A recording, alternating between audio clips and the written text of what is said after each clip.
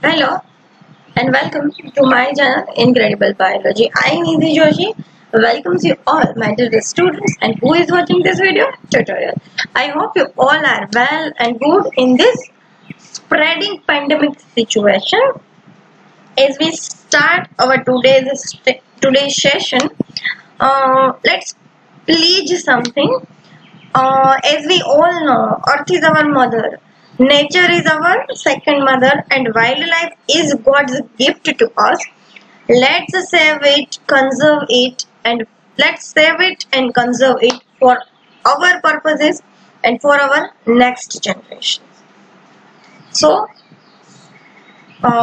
we get into today's session. In previous session, let's summarize previous sessions. In previous session, we were completed unit number 2, forms and functions in animal. We were completed the connecting link between Annelida and Arthropoda peripatus, and we were completed mouth parts, different types of mouth parts in insecta, chewing and biting type, chewing and lapping type, sponging type, siphoning type, and piercing and sucking type of mouth part. As we all know, we were completed our parts unit 2. Now we are starting unit number 5, wildlife biology, ecology, and instrumental biology.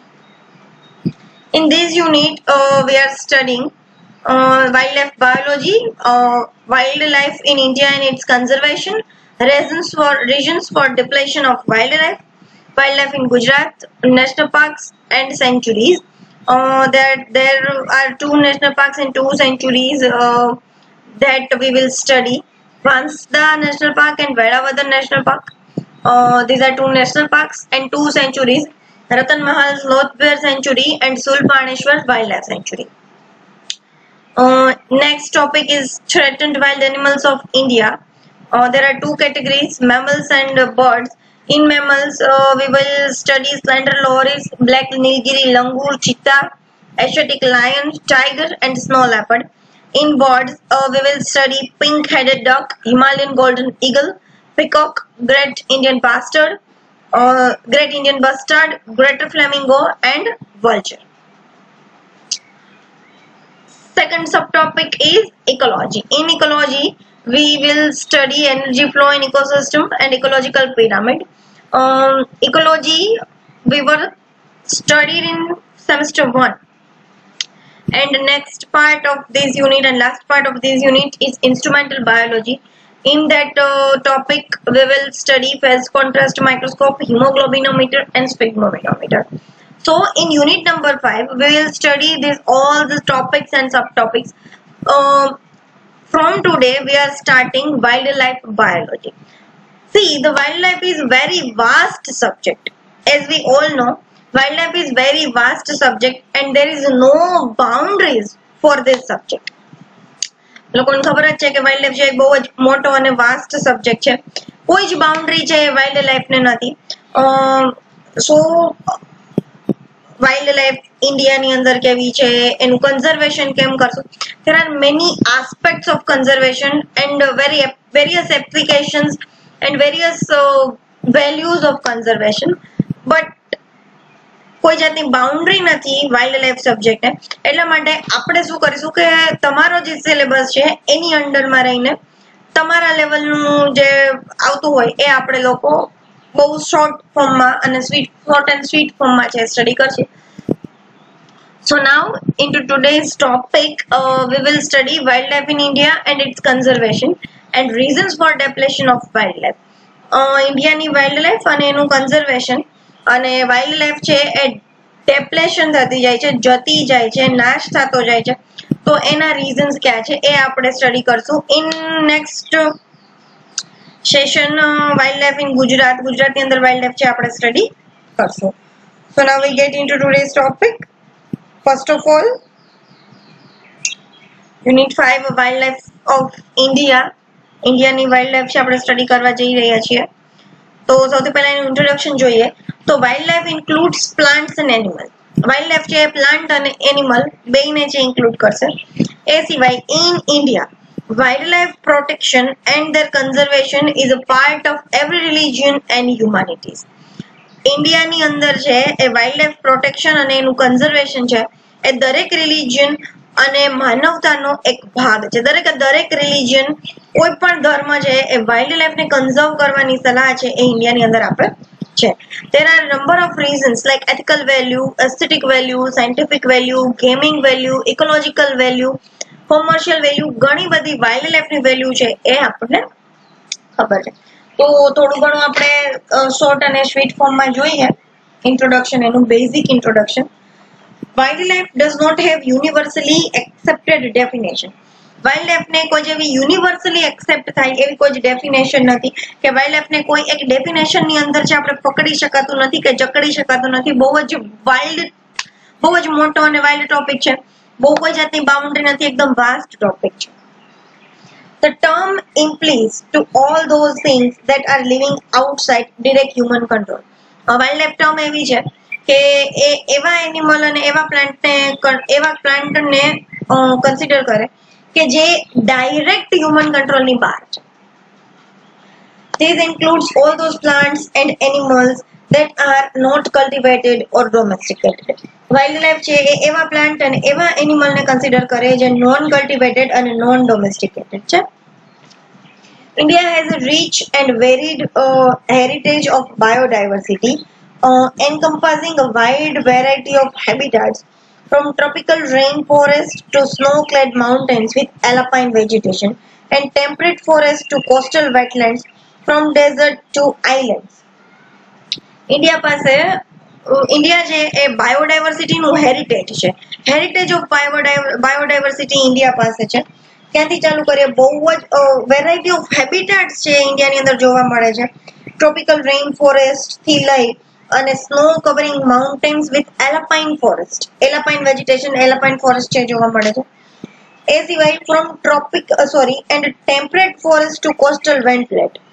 Temperate forest થી coastal wetlands, sea line છે એ જોવા મળે છે.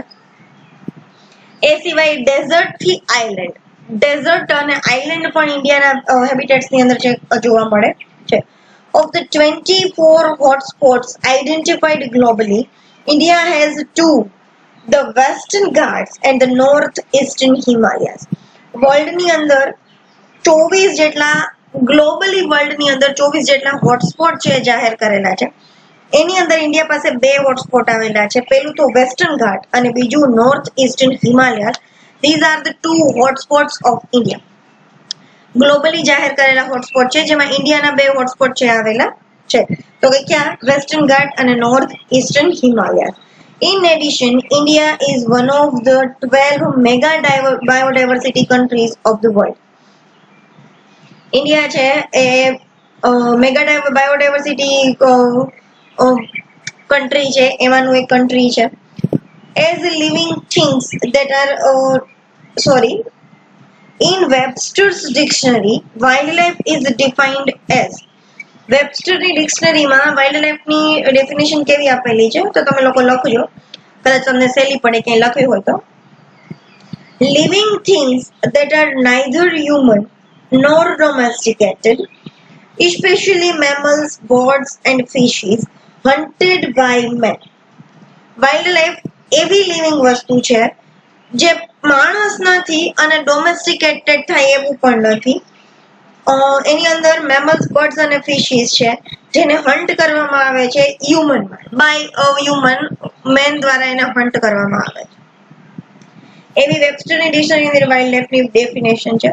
The term wildlife involves animal as well as plants. Wild life છે એ animal સાથે plant પણ છે એને ઇન્વોલ્વ કરે છે.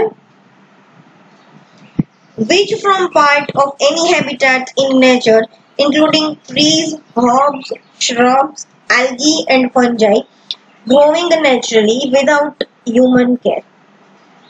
વાઇલ્ડ લાઈફ છે એ પ્લાન્ટ અને એનિમલ, ફ્લોરા અને ફોના બેયને છે એ કન્સિડર કરે છે. ફ્લોરા એટલે પ્લાન્ટ્સ અને ફોના એટલે એનિમલ. આ 2 ટર્મિનોલોજી છે, તમે યાદ રાખજો. વાઇલ્ડ લાઈફની અંદર આ 2 જ ટર્મિનોલોજી, પ્લાન્ટ માટે ફ્લોરા અને એનિમલ્સ માટે ફોના, આ 2 જ વાપરવામાં જનરલી આવશે એટલા માટે. એવો જે પાર્ટ છે હેબિટાટનો, એવો જે નેચરની અંદર પાર્ટ છે જે ટ્રી, હર્બ્સ, શબ્સ, આલ્ગી અને ફંજાઈ દરેક વસ્તુ ધરાવે છે અને કોઈ પણ જાતની હ્યુમન કેર વગર એ પોતે છે નોન કલ્ટિવેટેડ, નોન ડોમેસ્ટિકેટેડ છે. તો એને આપણે વાઇલ્ડ લાઈફ કહીશું. Wild animal means any non domesticated animal found wild in nature. Wild animal કોને કહે છે? તો કે એવું કોઈ પણ નોન ડોમેસ્ટિકેટેડ એનિમલ જે એના નેચરની અંદર વાઇલ્ડ છે એને આપણે વાઇલ્ડ એનિમલ છે એવું કહીએ છીએ. It includes both vertebrates, fish, amphibians, reptile, birds and mammals, and invertebrates, bees, butterfly, moths and crustaceans. Wild animal છે એ શું છે? તો કે wild animal means any non domesticated animal found wild in nature. Wild animal કોને કહેશું? જે કોઈ પણ નોન ડોમેસ્ટિકેટેડ એનિમલ છે જેને આપણે પાળી શકાતું નથી એવું એનિમલ એના પોતાના હેબિટાટની અંદર, એના પોતાના નેચરની અંદર વાઇલ્ડ છે એને આપણે વાઇલ્ડ એનિમલ કહીશું. વાઇલ્ડ એનિમલ છે એ ઇનવર્ટિબ્રેટ અને વર્ટિબ્રેટ બેયને છે કન્સિડર કરે છે. In the words of late Prime Minister Pandit Jawaharlal Nehru, wildlife refers to the magnificent animals of our jungles and to the beautiful birds that brighten our lives. But life would become very dull and colorless if we did not have these magnificent animals and birds to look at and to play with. We must try to preserve whatever is left of our forests and the wildlife that inhabits them.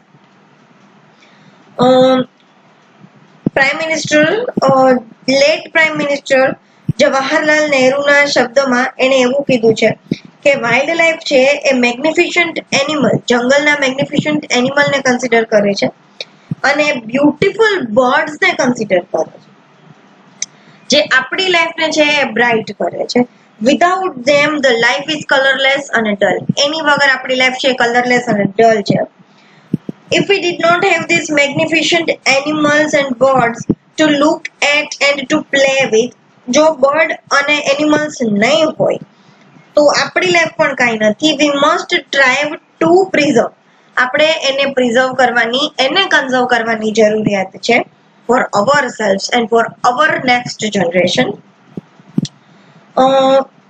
Is left of our forest and the wildlife that inhabits them. Wild લાઈફની અંદર જીવતા animal જે છે, magnificent birds અને animals એને conserve કરવાના અને એ જ્યાં રહે છે એની જે વાઇલ્ડ લાઈફ છે એનું જે નેચર છે એને કન્ઝર્વ કરવાનું કહે છે. Some wild animals are so characteristic that they become symbols of their home countries. ઘણા બધા વાઇલ્ડ એનિમલ એટલા બધા કેરેક્ટરિસ્ટિક છે કે એ એના કન્ટ્રીના સિમ્બોલ બનેલા છે, એટલે આપણા કન્ટ્રીને કન્સિડર કરે છે, આપણા કન્ટ્રીને એક સિમ્બોલ આપે છે. આપણે લોકોને ખબર જ છે કે tiger is associated with India, white bear is associated with Russia, giant panda is associated with China, kangaroo with associated with Australia and kiwi associated with New Zealand and springbok with South Africa. ઘણા બધા wild animal એટલા બધા મેગ્નિફિશન્ટ છે કે એના કન્ટ્રીને છે એ symbol છે એ આપે છે. તો આપણે ડિટેલ સ્ટડી જોઈએ wild life in India and its conservation. તો ઇન્ડિયાની અંદર વાઇલ્ડ લાઈફ અને એનું કન્ઝર્વેશન છે આપણે કેવી રીતે કરશું? India is home to a rich diversity of wildlife by equally rich variety of flora and fauna. India છે એ બાયોડાયવર્સિટી ની અંદર બહુ જ બધું રીચ છે, એનું ઘર છે, ડાયવર્સિટી નું ઘર ઇન્ડિયા કહી શકાય. અને વાઇલ્ડ લાઈફ ની અંદર બહુ રીચ વેરાયટી ફ્લોરા અને ફોના નીચે જોવા મળે છે. The sight and sounds of a majestic elephant, a peacock's dance, the stride of a camel, the roar of a tiger are incomparable experience in themselves. Watching birds and animals in their natural habitats is a refreshing experience. આપણે લોકો તો બાયોડાયવર્સિટીની બહુ બધા નજીક છીએ એવું કહેવાય, કારણ કે જુનાગઢમાં આપણે રહીએ છીએ એટલે સૌથી નજીકની આપણે સેન્ચુરી કહીએ તો ગિરનાર સેન્ચુરી છે, બરાબર? તો આપણે ઘણીવાર આપણે બહુ રજાના દિવસોમાં રવિવારે ભવનાથ જવાની ટેવ છે. એટલે ત્યાં ઘણીવાર પીકોકનો ડાન્સ, ઘણા બધા એનિમલ, ઘણા બધા બર્ડ્સનું સોંગ, ઘણા બધા બર્ડનો અવાજ એકદમ એના મધર નેચરની અંદર, એના હેબિટેટની અંદર એકદમ રિફ્રેશિંગ એક્સપિરિયન્સ છે. અને ઘણીવાર જો આપણા નસીબ સારા હોય તો આપણને લાયન રોર પણ છે ઘણીવાર સંભળાઈ જાય છે. There are about 17,500 of flowering plants from India. The Indian Forest Act 1927 helped to improve protection. 17,500 જેટલા ફ્લાવરિંગ પ્લાન્ટ છે ઇન્ડિયાની અંદર છે જોવા મળે છે.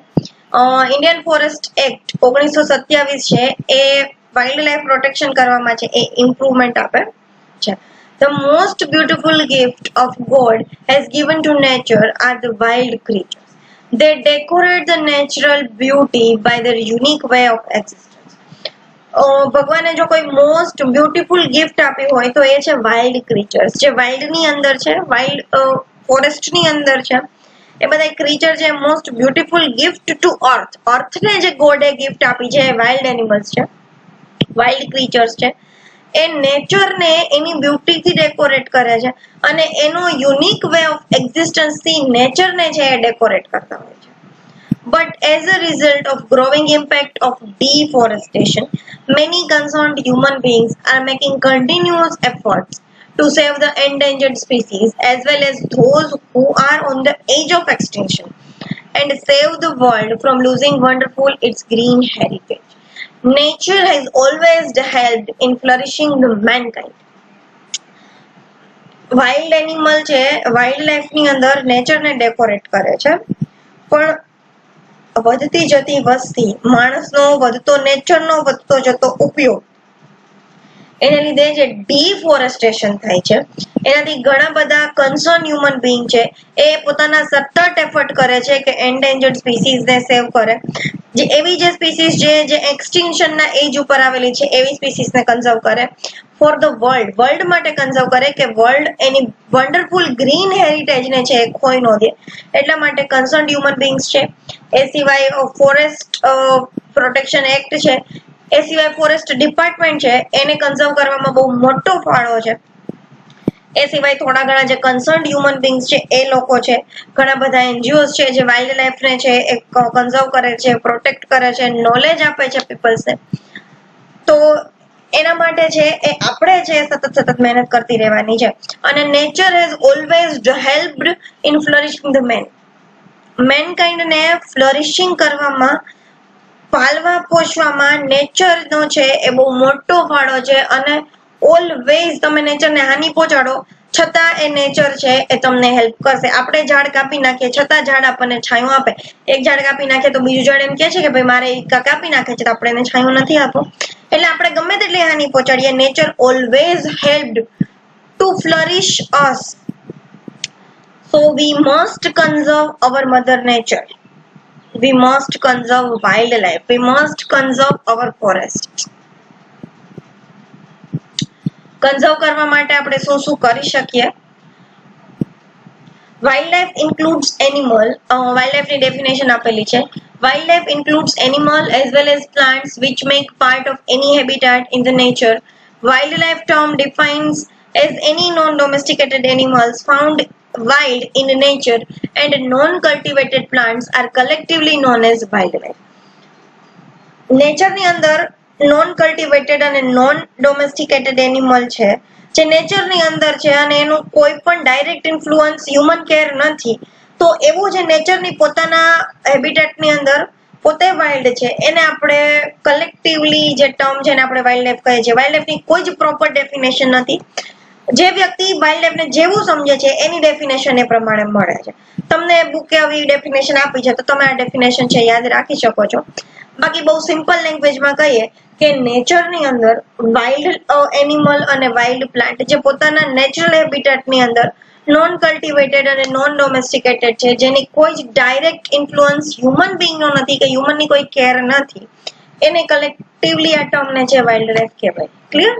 કન્ઝર્વેશન આપણે શું કામ કરીશું?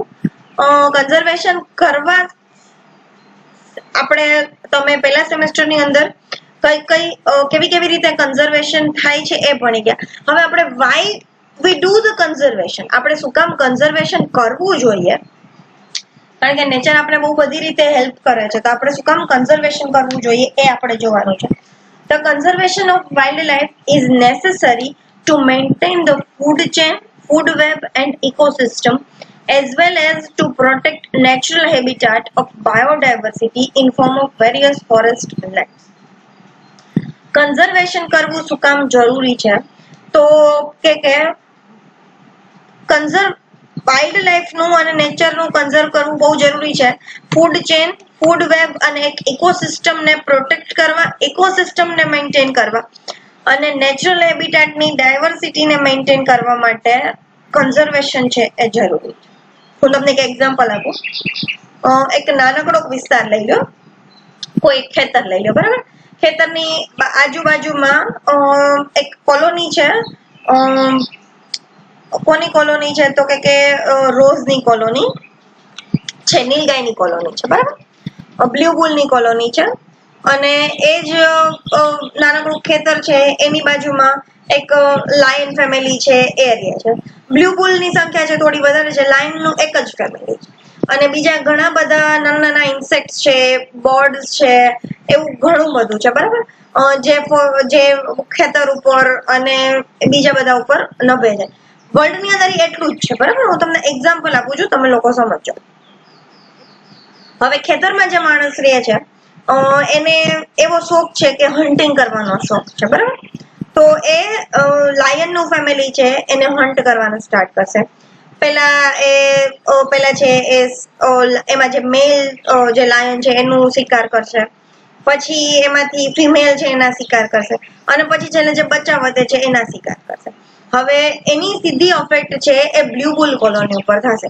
બ્લુ બુલ કોલોની છે અત્યાર સુધી કંટ્રોલમાંથી, કારણ કે લાયન નું ફેવરિટ ડાયટ છે બ્લુ બુલ. લાયન નું જે ફેમિલી છે એ બ્લુ બુલ ની કોલોની ને છે એ હાલતા એને મારે અને એનો ખોરાક તરીકે ઉપયોગ કરે, એટલે બ્લુ બુલ નું જે કોલોની હતું એ થોડું ઘણું કંટ્રોલમાં છે. હવે લાયન વધ્યા જ નથી, વધ્યા છે તો એક કે બે નાના નાના કબ છે જેને પોતાને શિકાર કરતા આવડતો નથી, એવા નાના કબ્સ છે. અને બ્લુ બુલ ની કોલોની છે દિવસે દિવસે વધતી જાય છે. તો બ્લુ બુલ ની કોલોની છે એની આજુબાજુનો જે વિસ્તાર હતો એ સાવ ચરીને ખાક કરી દીધો. હવે ત્યાં કોઈ જાતના ઇન્સેક્ટ નથી ને ત્યાં કોઈ જાતના બર્ડ્સ નથી, ઇન્સેક્ટ ઉપર જે નખતા હોય એવા બર્ડ્સ નથી, એ બધું ખલાસ.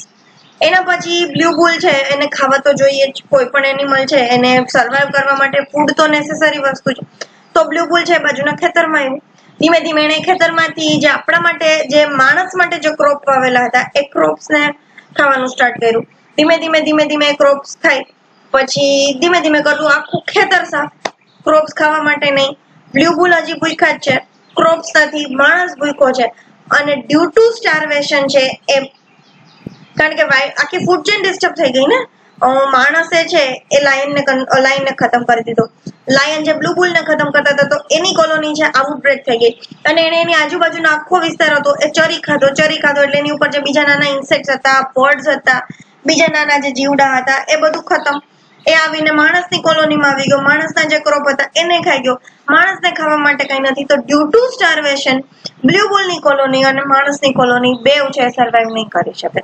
આ એક બહુ નાનકડું એક્ઝામ્પલ હતું તમને લોકોને ફૂડ ચેન, ફૂડ વેબ.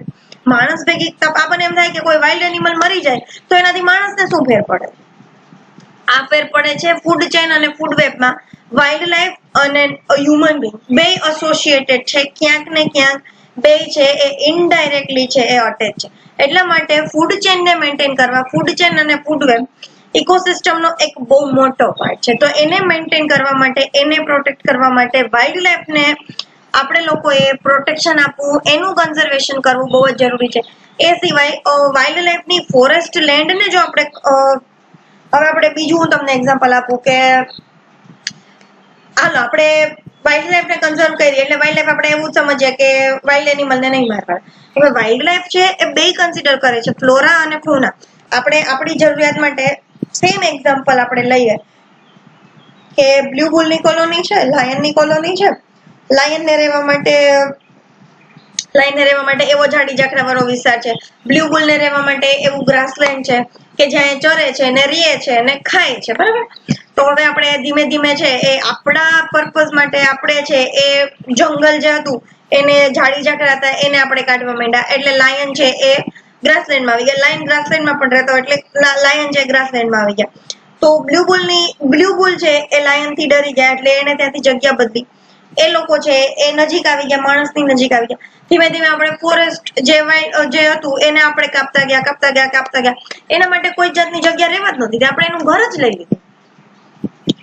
આપણે ફોના ફ્લોરા છે એ બધી કટ કરી દીધી અને એને રહેવા માટે કઈ જ નથી એટલે આપણા ખેતરમાં આવી ગયા, આપણે ડરવા માંડ્યા, આપણે ઘરમાં રહેવા માંડ્યા. તો જેમ વાઇલ્ડ લાઈફ એનિમલ ને પ્રોટેક્શન ને કન્ઝર્વ કરવું જરૂરી છે, એવી જ રીતે એ જ્યાં રહે છે એની નેચરલ હેબિટાટ છે એને પણ આપણે કન્ઝર્વ કરવું જરૂરી છે. બરાબર સમજ્યા? અને એની બાયોડાયવર્સિટી અને ફોરેસ્ટની લેન્ડ છે એને પણ પ્રોટેક્શન આપવું એટલું જ જરૂરી છે જેટલું વાઇલ્ડ એનિમલને આપણે પ્રોટેક્શન આપીએ છીએ. એટલે એવી રીતે કન્ઝર્વેશન જરૂરી છે.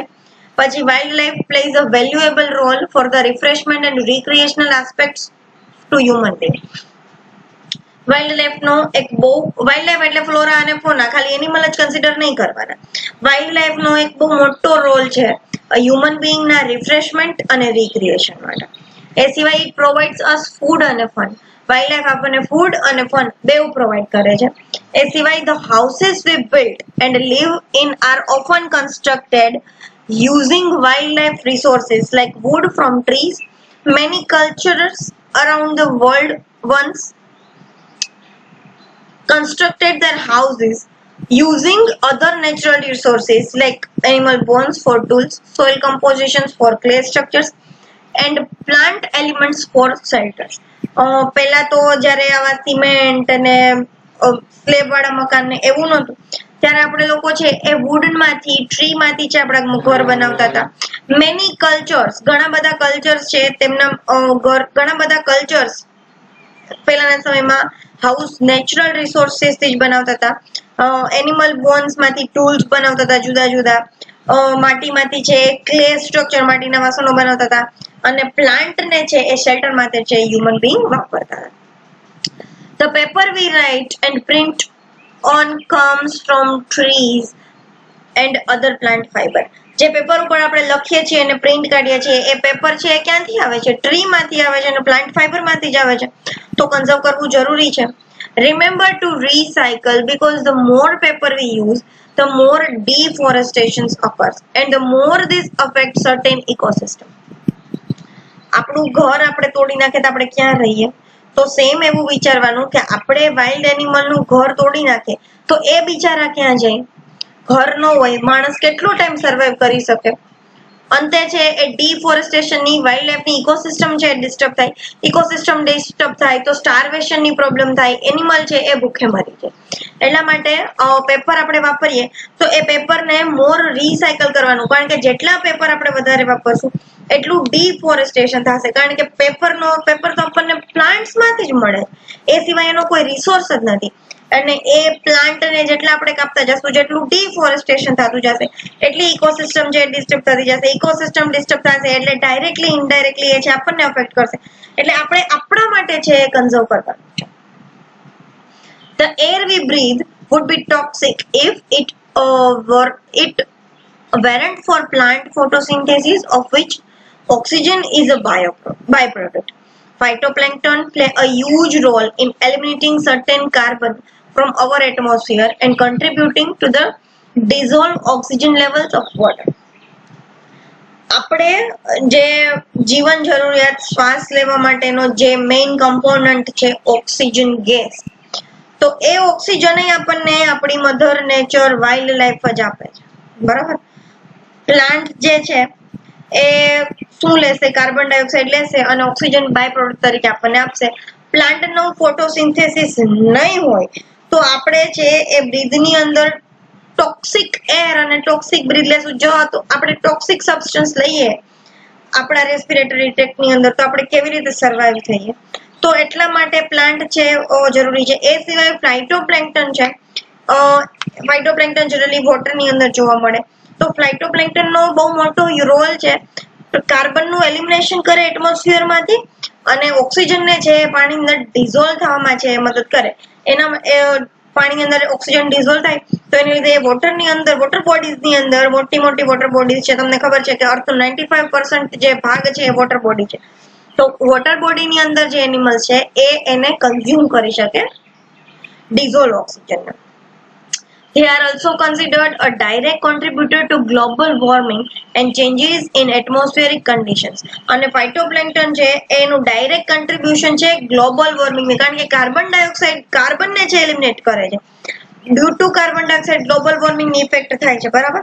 તો ફાઇટોપ્લેન્કટન છે એ એટમોસ્ફિયર ની અંદરથી કાર્બનને જ છે એલિમિનેટ કરે છે, તો એનો ડાયરેક્ટ રોલ છે એટમોસ્ફિયરના ચેન્જની અંદર. તો એટલા માટે આપણે છે વાઇલ્ડ લાઈફને છે એ પ્રોટેક્ટ કરવી જોઈએ. પ્રોટેક્ટ કેવી રીતે કરશું? તો તમે લોકો IUCN, WWF, IBWL એ બધું તમે ફર્સ્ટ સેમેસ્ટરની અંદર ભણી ગયા. એ સિવાય આપણે શું શું કરી શકીએ આપણા લેવલે, તો કે હેબિટેટનું મેનેજમેન્ટ કરવાનું. હેબિટેટનું મેનેજમેન્ટ જનરલી છે ફોરેસ્ટ ડિપાર્ટમેન્ટ છે કરે છે. એ સિવાય આપણે એવું કરવાનું કે આપણે એ લોકોને હેલ્પફુલ થઈએ. આપણે જંગલમાં ફરવા જ ન જોઈએ, ફરવા જઈએ તો જંગલને બગાડીએ નહીં, ઇકોસિસ્ટમને ડેમેજ ન કરીએ, એવું આપણા તરફથી કરવાનું. એ સિવાય establishment of park, reserves and sanctuaries. National park, sanctuaries અને બાયોસ્ફિયર રિઝર્વ છે એ સ્ટેટ લેવલે અને નેશનલ લેવલે છે એની સ્થાપના કરવી જોઈએ. પછી બ્રીડિંગ ઇન કેપ્ટિવિટી, જનરલી કેપ્ટિવિટીની અંદર છે એ બ્રીડિંગ સેન્ટર કરવા જોઈએ અને એનિમલને છે બ્રીડ કરાવવાની ટ્રાય કરવી જોઈએ. અને રીઇન્ટ્રોડક્શન ટુ ધેર હેબિટ, કોઈ એનિમલ છે એનું રીઇન્ટ્રોડક્શન એની નેચરલ હેબિટની અંદર છે કરાવવામાં આવે તો વાઇલ્ડ લાઈફ છે એ પ્રોટેક્ટ થાય, કન્ઝર્વ થાય. એ સિવાય માસ એજ્યુકેશન આપે છે. તો celebration of wild life week every year, publicity through media and film shows, holding conducted tours, essay competition, lecture, seminars, પછી nature education camps, nature club in educational institution, publication of wild life books and journals, establishment of natural history museums. આવા બધા establishment એટલે એક માસને education આપવામાં આવે કે why we need conservation of our wild life, શું કામ આપણે કન્ઝર્વેશન કરવાની જરૂર છે એનું એજ્યુકેશન આપવામાં આવે. અને જે કોઈ પણ છે એ વાઇલ્ડ લાઈફ પ્રોટેક્શન એક્ટને તોડતો હોય એને લોના એસ્ટાબ્લિશમેન્ટથી એને સજા કરવામાં આવે. તો આવી રીતે છે આપણે વધારે ને વધારે છે એ નેચરને છે કન્ઝર્વ કરી શકીએ, વાઇલ્ડ લાઈફને છે કન્ઝર્વ કરી શકીએ. હવે આપણે આજનો last topic wild life disturb જે થાય છે, શું કામ ડિસ્ટર્બ થાય છે, આપણા જ લીધે ડિસ્ટર્બ થાય છે, તો એ ડેપ્લેશન વાઇલ્ડ લાઈફનું જે થતું જાય છે તો એના કારણો જોઈએ. અને કારણો છે એ આપણા તરફથી આપણને એમ થાય કે ભાઈ આપણા લેવલે શું થાય, આપણા લેવલે પણ ઘણું બધું થાય. આપણે બદલીએ તો દુનિયા બદલશે, બરાબર. આપણા લેવલે સ્ટાર્ટ કરવું પડે. એટલે આપણા લેવલે આપણે એ વસ્તુ નહીં કરવાની જે વાઇલ્ડ લાઈફને છે નુકસાન કરે છે. સૌથી પહેલું તો destruction of wild plants of forest four timber, charcoal and firewood often adversely affect wild animals, their most palatable food and affect their survival. Deforestation short ફોર્મમાં આ મુદ્દો આપણે કહીએ તો ડિફોરેસ્ટેશન. ટિમ્બર માટે, ચારકોલ માટે અને ફાયરવુડ માટે આપણે જે ડિફોરેસ્ટેશન કરીએ, વાઇલ્ડ પ્લાન્ટ્સને છે એ કાપી નાખીએ, તોડી નાખીએ, એ વાઇલ્ડ એનિમલને એની મોસ્ટ પ્લેટેબલ ફૂડને અને એની સર્વાઇવલ રેટને છે અફેક્ટ કરે. Absence of covers for shelter to wild animal, આપણે લોકો ઝાડ કાપી નાખીએ, એનું ઘર લઈ લઈએ, એને કોઈ જાતનું એના કવર અને શેલ્ટર નું હોય તો વાઇલ્ડ એનિમલ કેવી રીતે સર્વાઇવ કરે. તો એ પછી noise pollution by different transport media and polluting river water has adversely affected wild animal. Noise pollution છે એ સિવાય ઘણી વખત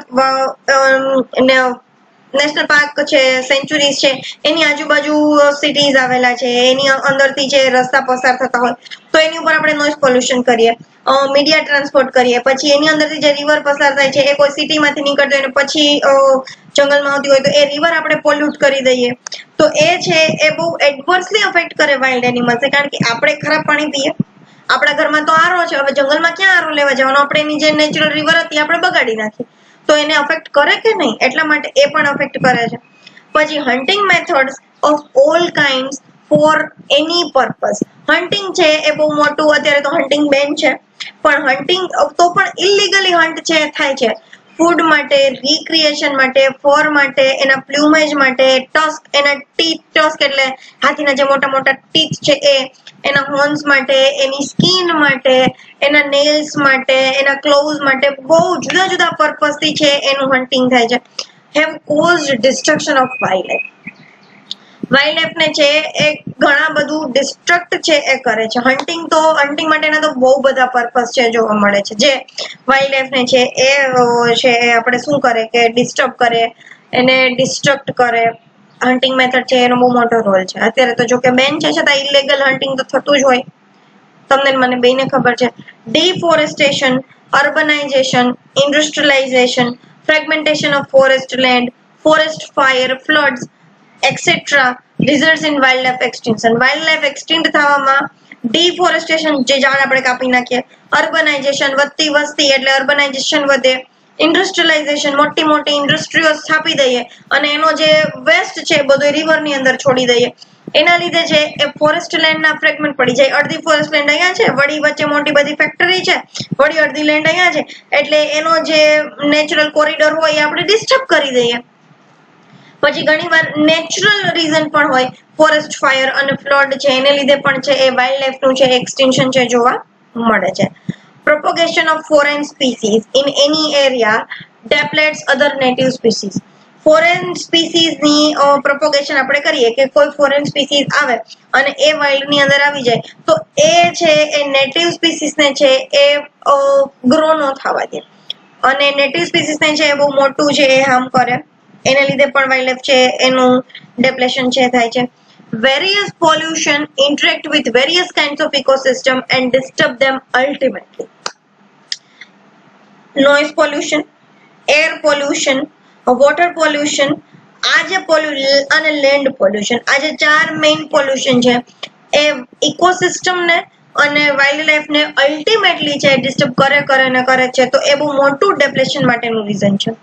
એ સિવાય illegal wild life trading, wild life નું જે ઇલીગલ ટ્રેડિંગ થાય છે એ પણ વાઇલ્ડ લાઈફ ને નુકસાન છે કરે છે.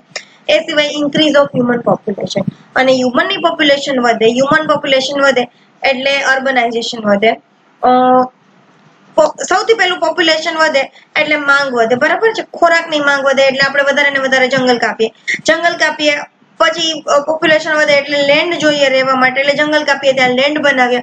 પછી નોકરીઓ જોઈએ એટલે ઇન્ડસ્ટ્રીઓ સ્થાપીને એનો જે વેસ્ટ છે બધો નદીમાં, એટલે અલ્ટિમેટલી જે હ્યુમન પોપ્યુલેશન ઇન્ક્રીઝ થાય છે એ વાઇલ્ડ લાઈફ ને અલ્ટિમેટલી નુકસાન કરે છે. તો આપણે જે એ પોપ્યુલેશન વધારવામાં કોઈ એવું નથી કે ભાઈ એ પોપ્યુલેશન તમે ઘટાડો, પણ એ પણ ઇનડાયરેક્ટલી છે એ વાઇલ્ડ લાઈફ ને અફેક્ટ કરે છે. તો these are the main reasons of wild life depletion. Wild life depletion ના તો આપણે બહુ ઓછા પોઈન્ટ્સ છે મેં તમને કીધા છે, પણ ઘણા બધા તમારી રીતે પણ તમે છે એ લખી શકો છો પોઈન્ટ્સ કે જે ડિફોરેસ્ટેશન થાય છે, પછી ઘણીવાર naturally floods, naturally forest fire, ઘણીવાર છે એ પોલ્યુશન કેવી રીતે અફેક્ટ કરે તો કે લેન્ડ ઇરોઝન થાય છે, પછી દાવાનળ થાય છે. એવા બધા જે નેચરલ અને થોડા ઘણા જે નેચરલ કરતા તો મેડ રીઝન્સ છે એ બહુ વધારે છે વાઇલ્ડ લાઈફ ને અલ્ટિમેટલી ડિસ્ટર્બ કરવા માટે.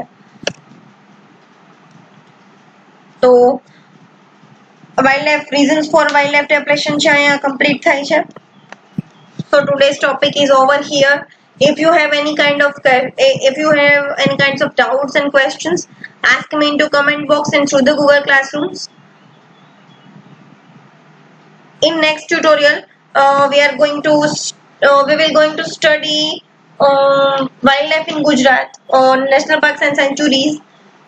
In national park, Vansda National Park and Vedavadar National Park, and in sanctuary, Ratan Mahal Sloth Bear Sanctuary and Sulpaneshwar Sanctuary. Do like, do share and do subscribe for further update. Till then, stay tuned with Incredible Biology and stay learn at your home. Thank you. Stay home, stay safe and stay learn.